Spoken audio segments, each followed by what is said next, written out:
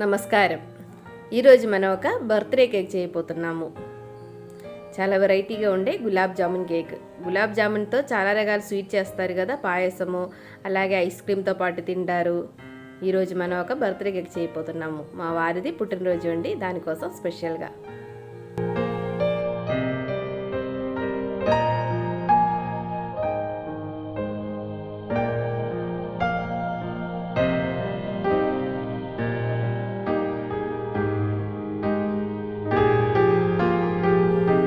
నేను Divya, welcome back to Orange oven.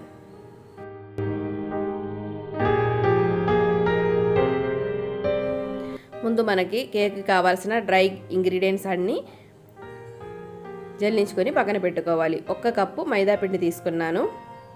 అలాగే దానిలోకి 1 tea spoon baking powder,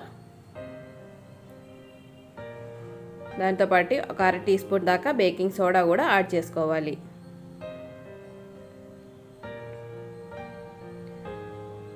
gulab jamun cake కాబట్టి కొంచెం మిల్క్ పౌడర్ది ఫ్లేవర్ కావాలి, అందుకోసం ఒక 2 టేబుల్ స్పూన్ దాకా మిల్క్ పౌడర్ కూడా యాడ్ చేస్తున్నాము. ఇది ఒక 2 సార్లు మంచిగా జల్లించుకొని పక్కన పెట్టుకోవాలి. ఇది పక్కన పెట్టేస్తున్నాను. ఇప్పుడు మనం షుగర్ని పౌడర్ చేసుకోవాలి. అదే సేమ్ కప్పులోనే 3/4 కప్పు షుగర్ తీసుకున్నాను. దానిలోకి ఒక 2-3 ఇలాచీలు సీడ్స్ వరకు తీసి వేసుకోవాలి, గులాబ్ జామున్ది ఫ్లేవర్ కోసం. ఇది మంచిగా పౌడర్ చేసుకోవాలి.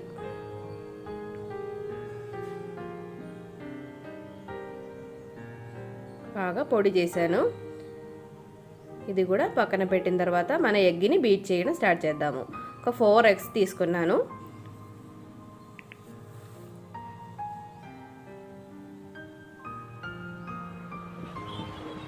ఇది ఫస్ట్ ఒక్కసారి బీట్ చేసిన తర్వాత కొంచెం ఫ్రోతీగా అయిన తర్వాత మన షుగర్ని యాడ్ చేద్దాము.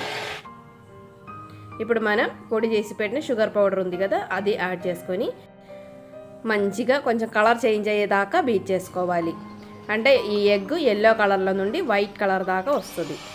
అంత మంచిగా బీట్ చేసుకోండి, మనకి కేక్ చాలా పర్ఫెక్ట్గా వస్తుంది. ఇప్పుడు బీటర్ లేని వాళ్ళు కూడా కేక్ని చేసుకోవచ్చు. మనం మిక్సీ జార్లోని చాలా రకాల కేకులు ఆల్రెడీ చేసి ఉన్నాము.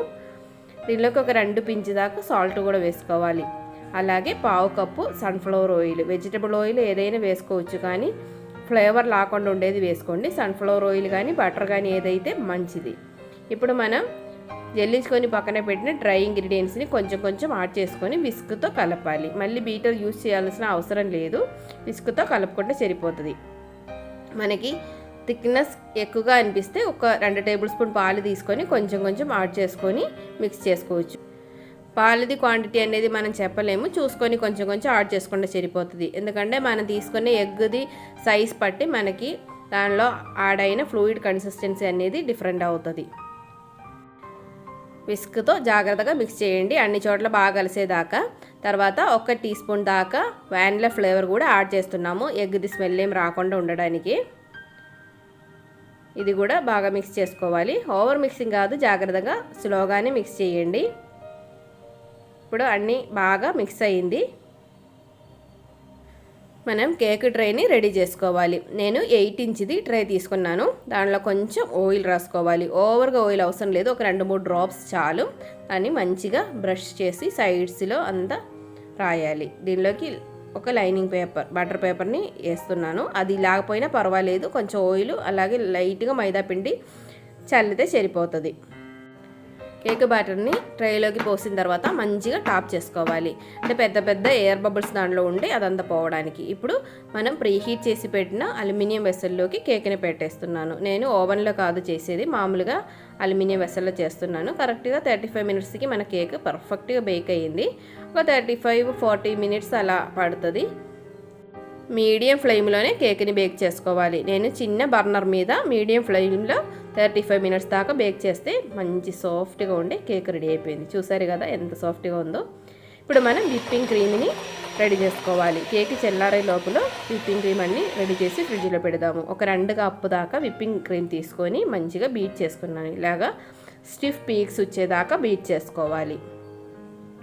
అలాగే ముందు రోజే మనం గులాబ్ జామున్ చేసి పెట్టుకుంటే చాలా పర్ఫెక్ట్గా సోక్ అయిన గులాబ్ జామున్ దొరికింది. చాలా సాఫ్ట్గా చాలా పర్ఫెక్ట్గా ఉండదు. నేను ముందు రోజే చేసి పెట్టేశాను. దీనిలో నుంచి షుగర్ సిరప్ మనం తీసుకోవాలి. ఈ షుగర్ సిరప్లోనే మనం కేక్ని సోక్ చేయబోతున్నాము.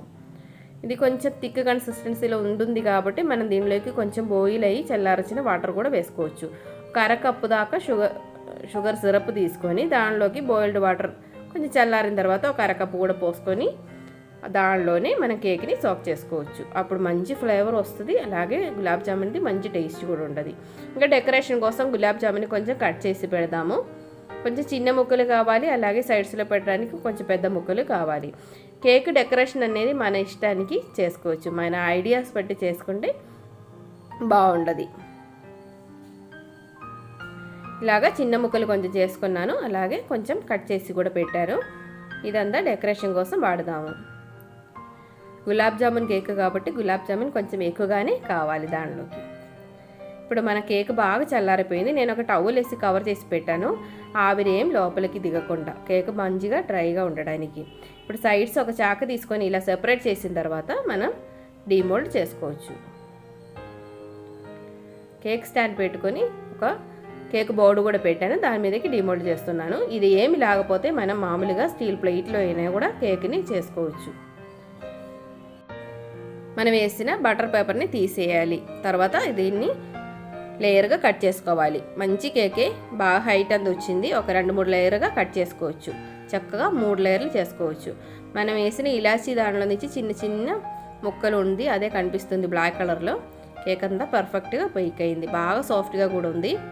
చూసారు కదా, మీకు చూస్తేనే అర్థమవుతుంది కేక్ ఎంత పర్ఫెక్ట్గా వచ్చిందో అనేది. ఇప్పుడు ఒక లేయర్ కట్ చేశాను, ఇంకొక లేయర్ కూడా కట్ చేయాలి. మొత్తం 3 లేయర్లు చేస్తున్నాను.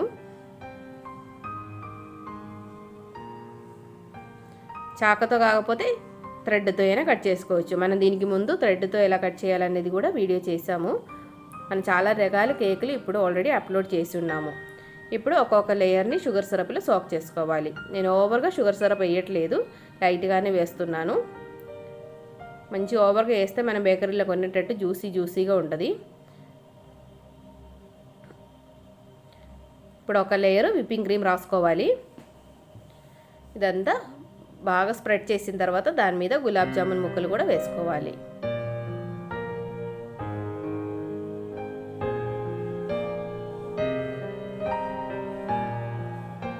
ఇలాగా ఒక లేయర్ చేశాను. తర్వాత గులాబ్ జామున్ కట్ చేసి పెట్టిన ముక్కలు ఇలాగ స్ప్రెడ్ చేసుకోవాలి. మనకి ఒక పీస్లో కూడా మంచిగా గులాబ్ జామున్ ముక్కలు దొరకడానికి ఇలా ఎక్కువగా వేస్తే చాలా బాగుంటుంది. నిండుగా వేసేసిన తర్వాత ఇంకొక లేయర్ కేక్ మీద పెట్టేసుకోవాలి. దీని మీద అలాగే షుగర్ సిరప్ని స్ప్రెడ్ చేసుకోవాలి. మంచిగా సోక్ చేయడానికి ఇష్టం ఉండే వాళ్ళు అలాగే చేసుకోండి. అలాగే ఇంకొక లేయర్ విప్పింగ్ క్రీమ్ని రాసుకోవాలి.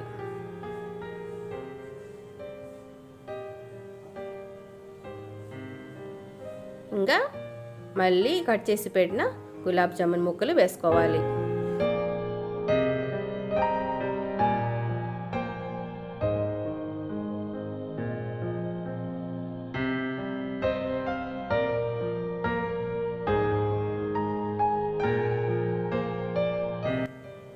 మళ్ళీ లాస్ట్ లేయర్ కేక్ కూడా పెట్టేస్తున్నాను. పెట్టేసిన తర్వాత మళ్ళీ షుగర్ సిరప్లో ఒకసారి సోక్ చేసిన తర్వాత మళ్ళీ విప్పింగ్ క్రీమ్తో మొత్తం కవర్ చేసుకోవాలి.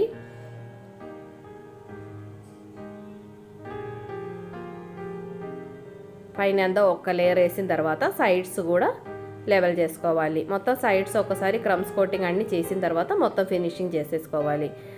కేక్ ఫినిషింగ్ అనేది ఒకేసారి రాదు, కొంచెం మనం ట్రై చేస్తే మనకి వస్తుంది.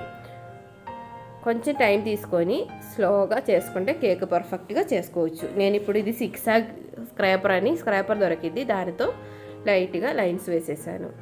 ఇప్పుడు బాగుంది కదా, కేక్ చూడడానికి పర్ఫెక్ట్గా వచ్చింది. ఇప్పుడు మన సైడ్స్ కూడా డెకరేషన్ చేస్తాము.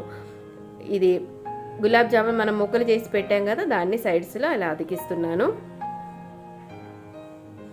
డెకరేషన్ అనేది పూర్తిగా మన ఇష్టమే, మనకి ఎలా ఐడియాస్ ఉందో దాన్ని బట్టి చేసుకోవచ్చు. మన ఇంటిలో మన వాళ్ళ కోసం కేకులు మనం చేసేటప్పుడు మనం ఎంత హ్యాపీగా ఫీల్ అవుతామో అంత బాగుంటుంది. మనం సర్ప్రైజ్గా కేకులు చేసి బర్త్డేస్కి ఇస్తే పిల్లలు కూడా చాలా హ్యాపీగా ఉండారు. పైన కూడా గులాబ్ జాముని హాఫ్ హాఫ్ చేసి పెట్టేస్తున్నాను. మొత్తం డెకరేషన్ అంతా కూడా గులాబ్ జామున్తోనే చేస్తున్నాము. కొంచెం విప్పింగ్ క్రీమ్లో లైట్గా ఎల్లో కలర్ యాడ్ చేశాను. దీంతో కొంచెం ఫ్లవర్ లాగా వేద్దాము. లైట్ ఎల్లో కలరే, జస్ట్ నోసులు, ఇది హోమ్మేడ్ నోసులతోనే వేస్తున్నాను నేను. జస్ట్ ఫ్లవర్ లాగా ఏదో ఒక డిజైన్స్ వేసుకోవచ్చు.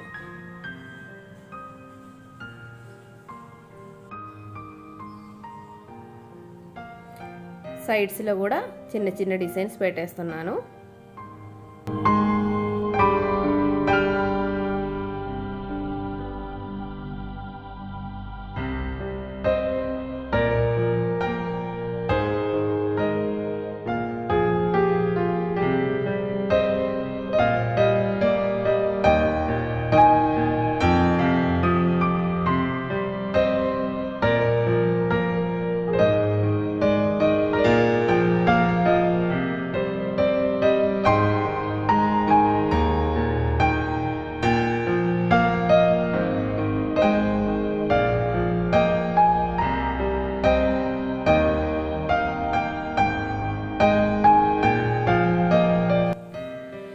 మన గులాబ్ జామున్ కేక్ రెడీ అయిపోయింది. బాగుంది కదా, అలాగే టేస్ట్ కూడా చాలా బాగుంటుంది. అందరూ ఒక్కసారి ట్రై చేసి చూడండి. చాలా సింపుల్గానే చేసుకోవచ్చు. బీటర్ లేదని ఏం పర్వాలేదు, మిక్సీ జార్లోనే కేక్ రెడీ చేసుకోవచ్చు. లోపల ఎలా ఉందో కట్ చేసి కూడా చూపిస్తాను.